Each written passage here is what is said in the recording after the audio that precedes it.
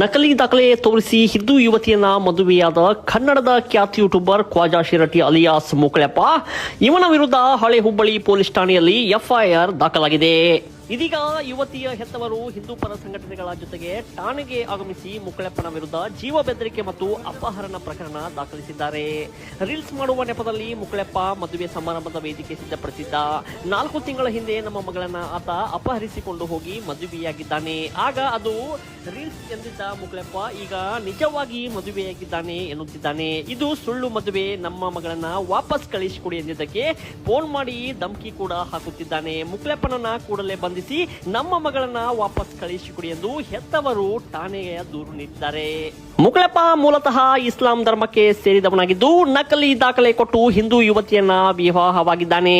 ಈ ಬಗ್ಗೆ ಉತ್ತರ ಕನ್ನಡ ಜಿಲ್ಲೆಯ ಮುಂಡಗೋಡ್ ಸಬ್ ರಿಜಿಸ್ಟರ್ ಕಚೇರಿಯಲ್ಲಿ ರಿಜಿಸ್ಟರ್ ಮಾಡಿಕೊಳ್ಳುವ ಮೂಲಕ ಮದುವೆಯಾಗಿದ್ದು ಇದು